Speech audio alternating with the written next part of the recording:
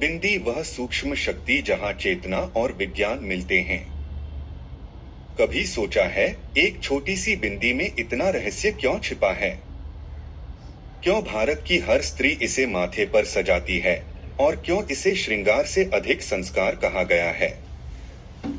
दरअसल बिंदी केवल सौंदर्य का प्रतीक नहीं, यह वह सूक्ष्म ऊर्जा बिंदु है जहां विज्ञान, ध्यान और चेतना एक साथ मिलते हैं। बिंदी का स्थान दोनों भौहों के बीच, ठीक आज्ञा चक्र पर होता है।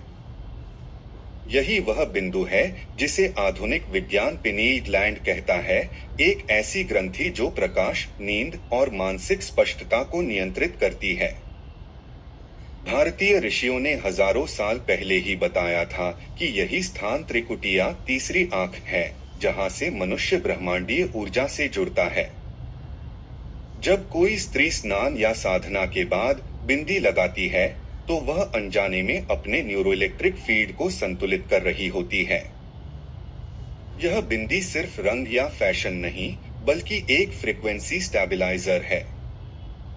क्वांटम न्यूरोसाइंस के अनुसार माथे का यह क्षेत्र ऊर्जा के उच्चतम कंपन को ग्रहण करने में सक्षम होता है।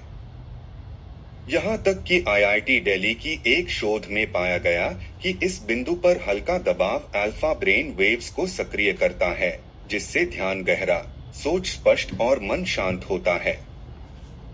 यही कारण है कि योग साधक ध्यान के समय इस क्षेत्र पर तिलक या बिंदी लगाते थे, ताकि ऊर्जा ऊपर की दिशा में प्रवाहित हो और चेतना की लहरें स्थिर रहें। कुमकुम, चंदन या भस्म से बनी बिंदी में खनिज और जैविक गुण होते हैं जो त्वचा के माध्यम से बायोइलेक्ट्रोमैग्नेटिक बैलेंस को बनाए रखते हैं।